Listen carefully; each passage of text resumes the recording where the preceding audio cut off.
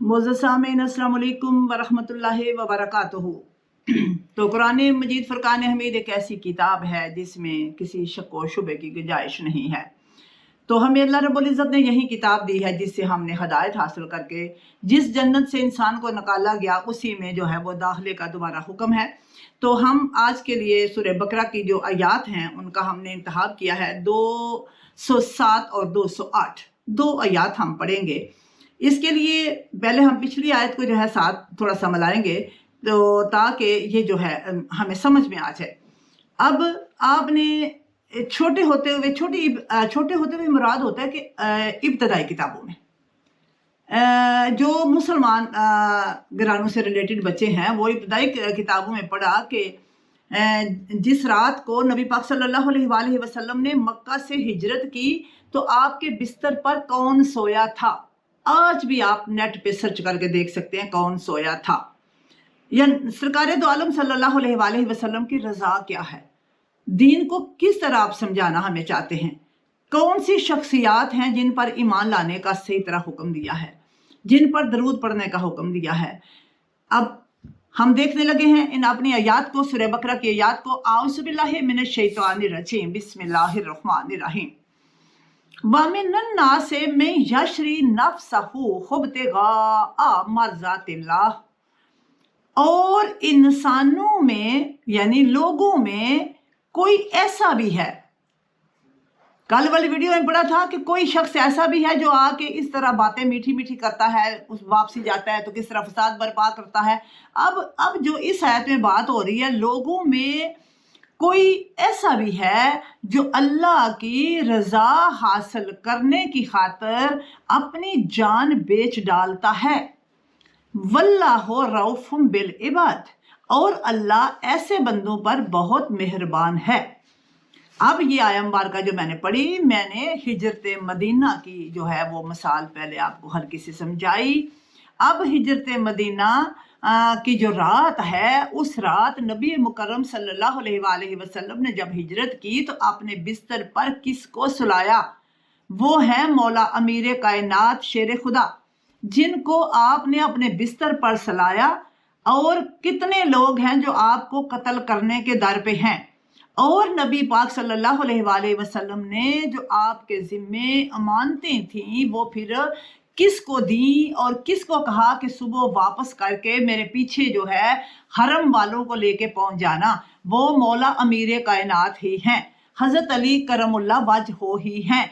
तो शान वाले की शान को फिरका परस्ती की वजह से जो है वो ना समझने की कोशिश करना, ये भी बहुत बड़ा गुनाह होता है। माँ को माँ का मकाम ना दिया जाए तो ये गुनाह है, औलाद को उनका हक या मकाम ना मिले तो गुनाह है। मतलब होता है जिसको जो मकाम इस्लाम ने दिया है उसका वो मकाम मान लिया जाए, इसको ईमान कहते हैं।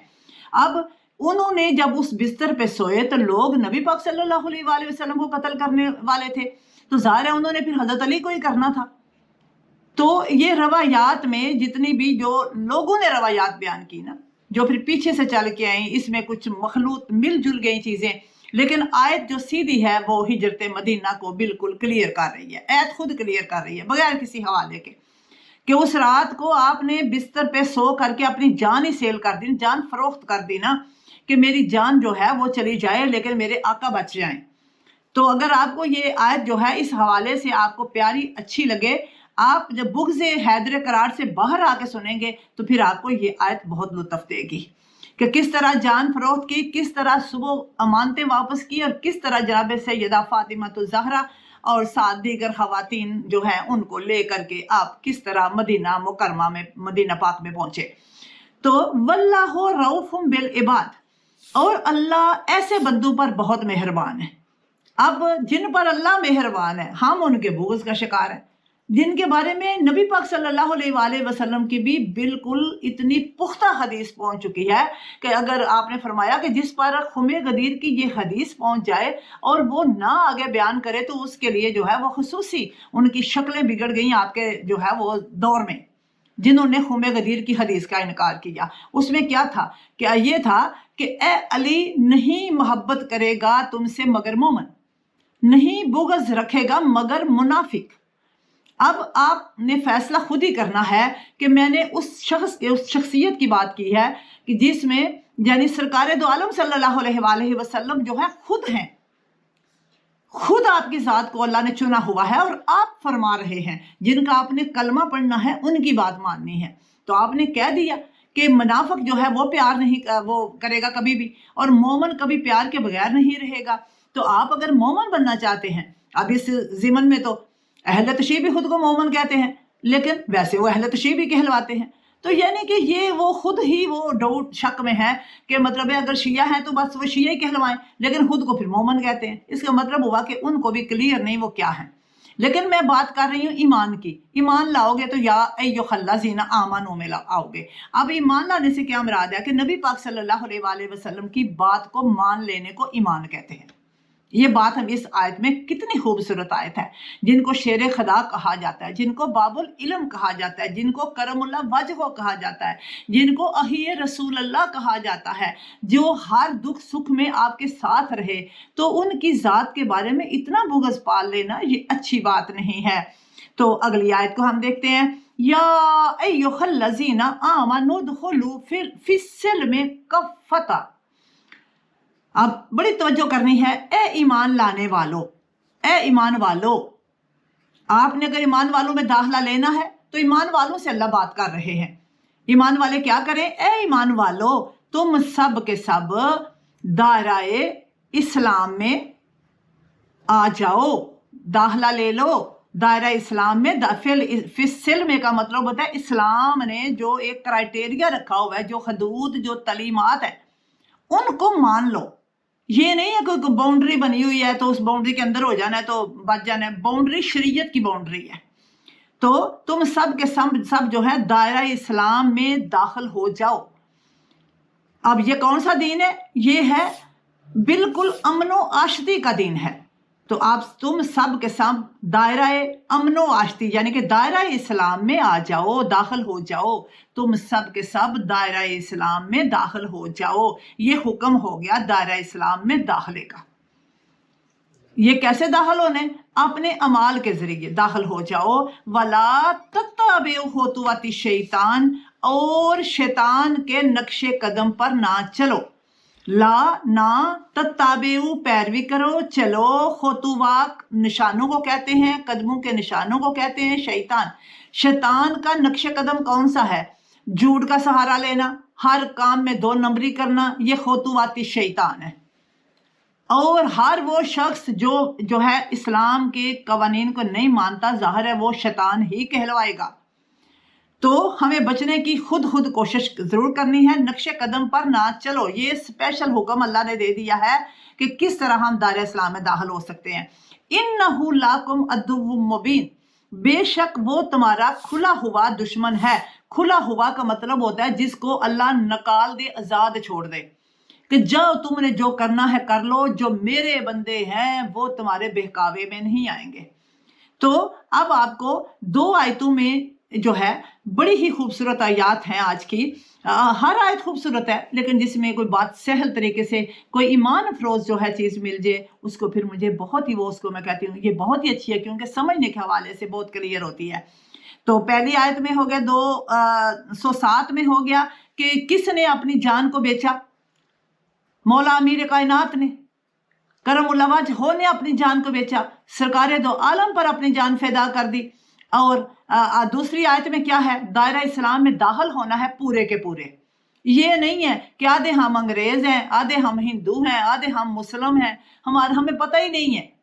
جو بھی قوم یا انسان یا ملت اپنے اصل جو ہے دین جو ہے اس کو شریعت اس کو بلا دیتا ہے تو اس انسان کا یہی حال ہوتا ہے۔ کوا چلا ہنس کی چال تو اپنی چال بھی بھول گیا۔ تو ہم اپنی چال بھی بھول چکے ہوئے ہیں، نہ ہم جو ہے وہ انگریز ہیں، نہ ہم مسلمان ہیں، نہ ہمارے اندر کوئی اصول ہیں، ہمارا رہن سہن جو ہے کچھ بھی نہیں ہے ہمارے اندر وہ جو اسلام نے ہمیں جو ہے وہ لانچ کیا ہے۔ تو ہم نے خود کو دیکھنا ہے۔ اب اس سے فرق نہیں پڑتا کہ آپ ٹیبل کے اوپر بیٹھ کر کھانا کھاؤ یا زمین پر بیٹھ کر کھاؤ، اس سے فرق پڑتا ہے کہ آپ ان اصولوں پہ عمل کر رہے ہو جو اسلام نے بتائے ہیں۔ تو پھر اس کا مطلب ہے آپ نے دائرہ اسلام میں داخلہ لے لیا ہے۔ کیا آپ کے گھر میں ایک بوڑھی ماں ہے، آپ نے اس کی حیا شروع کر دی ہے؟ کیا اس کو دوائی یا اس کا علاج، یا جو بزرگ کوئی ساس سسر جو ہیں وہ گھر میں موجود ہیں، کیا آپ ان کی کیئر کرتے ہو؟ کیا ماں باپ بوڑھے آپ کے گھر میں موجود ہیں، کیا آپ ان کا حق ادا کرتے ہو؟ اگر کرتے ہو تو پھر تو پتہ چل گیا، لیکن اگر والدین کی بےزتیاں کرتے ہو تو پھر قرآن مجید نے تو فرمایا نا کہ اونچی آواز سے بات بھی نہ کرو والدین کے ساتھ، ان کا بڑھاپے کا سہارا بنو۔ تو پھر اس کا مطلب ہے کہ ہم داخل نہیں ہوئے۔ یہ میں نے اس لیے بات کی ہے، یہ ہمارے گھروں کے مسائل ہیں، اور میں جو ہے وہ اپنے گھروں کے مسائل کو جو ہے ڈسکس کروں گی، کیونکہ ہم عورتوں کے ذمے ہیں نا یہ چیزیں لگ گئی، کچھ مردوں کے ذمے لگ گئیں، تو ہم مرد و عورت کا معاشرہ ہے، تو ظاہر ہے ہم اپنے اپنے جو ہے ذمہ داریاں ان کو پورا کر رہے ہیں، تو پھر ہی ہم کہیں گے نا۔ تو اگر جو ہے وہ اس طرح کے ہم گناہ کر رہے ہیں، ہم بزرگوں کو ذلیل کر رہے ہیں، یا جو ہے ہماری اولادوں کے ساتھ ہماری وہ چیزیں نہیں ہیں جو تربیت ہم دینا چاہ رہے ہیں، تو آٹومیٹکلی ہم دائرہ اسلام میں داخل نہیں ہوئے۔ کیونکہ ایسے معاشرے میں اب ایسا بھی ہمارا مسئلہ ہے کہ بھی ہم کیا کریں، چار چفیرے حالات ہی یہ ہیں، بھی نیٹ کا دور ہے۔ آپ ان کو یہ تو نہیں کہہ سکتے کہ آپ اب 5 وقت جو ہے نماز پڑھنے جاؤ، آپ کے نہ کہنے پہ وہ 5 وقت جائیں گے، لیکن آپ ان کو جو اصل ہے وہ تو سمجھا سکتے ہو نا۔ اصل کیا ہے؟ سچ بولنا۔ اصل کیا ہے؟ ایفائے عہد۔ اصل کیا ہے؟ بڑے کی عزت، احترام۔ یہ چھوٹی چھوٹی جو چیزیں ہیں یہ مل کے ہی جو ہے وہ سمجھ میں آئیں گی نا کہ اسلام کا دائرہ کیا ہے، اور شیطان کے نقش قدم پر نہیں چلنا۔ باقی سارے اقدام جو ہیں وہ شیطان کے ہیں۔ اللہ تعالیٰ نے فرما دیا کہ یہ کھلا ہوا دشمن ہے تمہارا، تم اس سے یعنی کہ یہ 4 چفیرے سے حملہ کرے گا، مرد پر عورت کے ذریعے، عورت پر مرد کے ذریعے، اور ہم عورت اور مرد دونوں پہ پیسے کے ذریعے، دنیا کی خواہشات کے ذریعے۔ یہ حملے کے طریقے ہوتے ہیں، یہ حملے ہوتے ہیں مختلف انداز سے، اور یہ حملے ہوتے رہیں گے، اور ان سے بچنے کی کوشش کرنی ہے۔ یہ کھلا ہوا دشمن ہے، یہ انسانوں کی شکل میں ہی ہمارے پاس آتا ہے، اور ہمارے ذہن کو تبدیل کر کے رکھ دیتا ہے کہ اپنے شوہر کی تھوڑی کمائی میں اس کے لیے جو ہے پریشانی کا سامان پیدا کرتے ہیں، یا جو ہے بیویاں جو ہیں وہ جیسی بھی ہوں، یعنی ان کے اوپر مردوں کو، شوہروں کو غصہ ہی چڑھا رہتا ہے۔ یعنی یہ چیزیں ایسی ہیں جو دائرہ اسلام میں داخلے کے بعد پیدا نہیں ہوتی، دونوں میں ہی پھر متحمل انداز میں بات کرنا شامل ہو جاتا ہے۔ جب ایک دوسرے پہ غصہ نکالنے کا ہمارا مزاج جب کنٹرول نہیں ہوا تو آٹومیٹکلی سمجھ لیجئے کہ ہم دائرہ اسلام میں بھی داخل نہیں ہو، کیونکہ ہمارا اسلام ہمیں صبر کا حکم دیتا ہے، اور جو ہے عفو درگزر کی طرف جو ہے ہماری رہنمائی کرتا ہے، اور عمل کی دنیا کی طرف جو ہے وہ ہمیں لے جانا چاہتا ہے، اور ہم نے اپنے اعمال کو چیک کرنا ہے۔ جیسے مولا امیر کائنات نے بستر پر سو کے اپنی جان کو خطرے میں ڈال کے بتایا ہے کہ جس وقت اس لیول کا حادی ہو تو اس وقت جو ہے جان کی پرواہ نہیں کرتے، مرنا تو پھر بھی ہے، لیکن اپنے محبوب کے نام پر جان چلی جائے۔ تو یہ چیزیں جو ہے ہم نے قرآن مجید سے سمجھنے کی کوشش کرنی ہے۔ جو بات آپ کو اچھی نہ لگے اس کے لیے جو ہے وہ واپسی کا میں نے ریکویسٹ کی تھی، اس کو واپس لوٹا دیجئے، اور اللہ رب العزت جو ہے مجھے حق بات کے سوا کوئی بات کہنے کی توفیق نہ دے، اور جو غلطی سے میری کوئی جو ہے وہ میری زبان سے نکل گئی ہو، جو مناسب نہ ہو، تو اس کے لیے میں معافی کے اللہ کے حضور طلبگار ہوں۔ اجازت چاہوں گی۔ السلام علیکم ورحمۃ اللہ وبرکاتہ۔